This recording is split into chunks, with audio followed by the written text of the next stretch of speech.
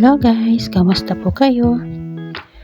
For today's video ay nais ko lamang ko na ipakita sa inyo kung ano ang ginagawa ng isang OFW dito sa Middle East, especially po dito sa Saudi. Walang pinipiling trabaho na ipinapagawa sa iyo ng amo mo dito. Kahit mahirap, ay gawin mo talaga ito. Ganito ang hirap ng trabaho namin dito.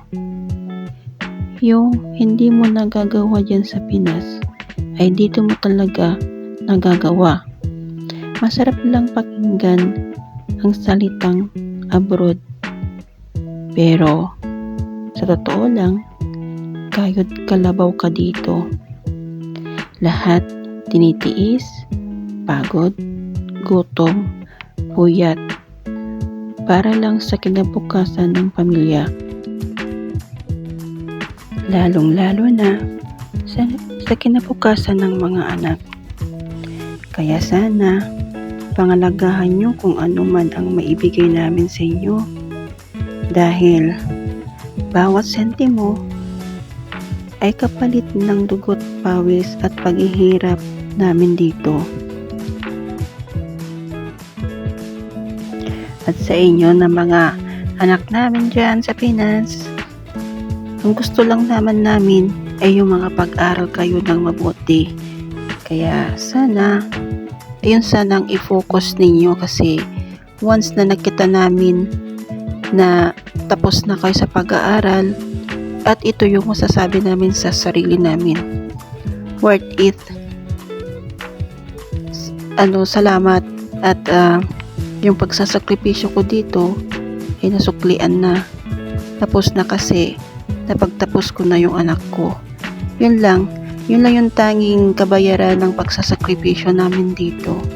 Yung pag-aaral nyo mabuti at makita namin na makapagtapos na kayo ng pag-aaral nyo. Kasi hindi naman para sa amin yan, kundi para din sa kinabukasan ninyo. Kaya gagawin namin lahat ng sakripisyo dito kahit malayo kami sa inyo, sa mga pamilya namin. Sana lang maging kontento din kayo kung ano man yung maibigay namin sa inyo kasi dito kailangan din naming mag-ipon para kahit paano pagdating ng araw meron kang makukuhanan kung may emergency ba ganun. Kasi hindi habang panahon na kami ay naging malakas dito sa ibang bansa. Kaya sana lahat ng mga pamilya namin dyan na nabibigyan namin, sana maging makontento po kayo kung ano man po yung may ibigay namin. Kasi hindi naman po kasi habang buhay na dito kami. Darating din yung time na mahihina din kami at mapapagod. Kaya sana maintindihan nyo kami, maintindihan nyo rin po kung ano man yung kalagayan namin dito. Kasi dito mahirap talaga ang sitwasyon namin. Kapag nagkakasakit ka, walang dumadamay sa'yo. Sarili mo lang. Kahit may sakit ka, kailangan mo pa rin magtrabaho. Ganyan ang sitwasyon namin dito.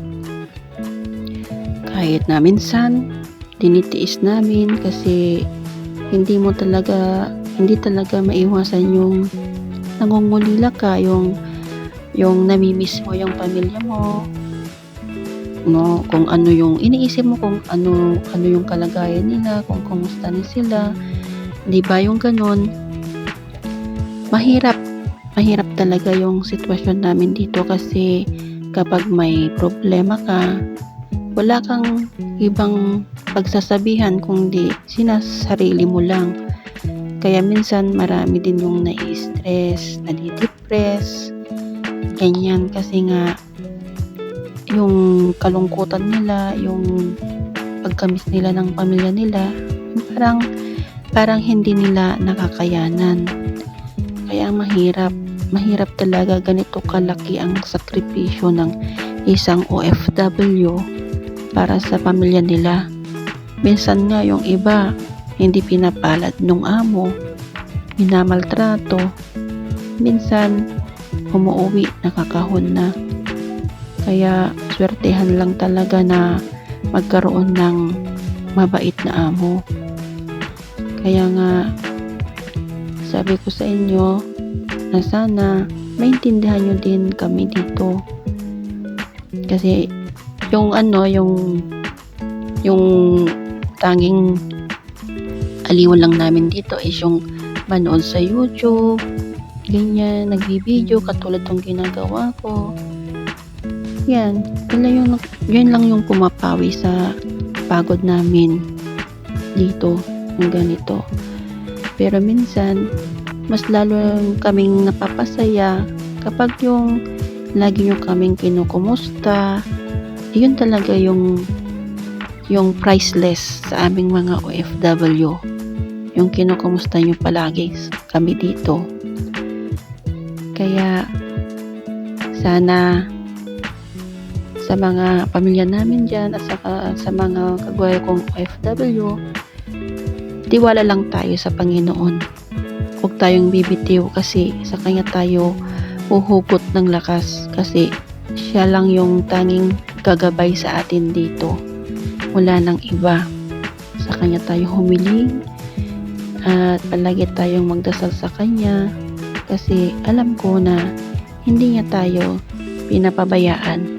Lagi niya tayong ginagabayan at binabantayan anuman yung ating ginagawa at kung saan man tayo naroroon. Diba? So,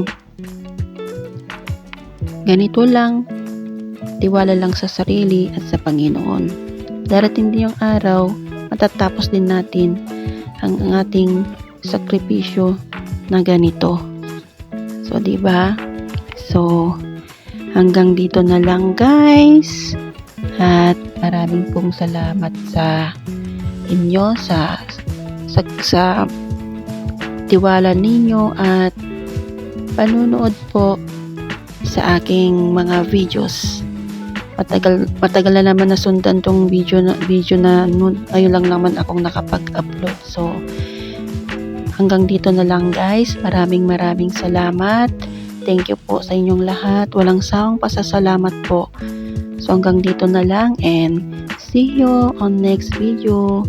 Bye, guys. Bye everyone, and God bless us all. Thank you. Bye bye.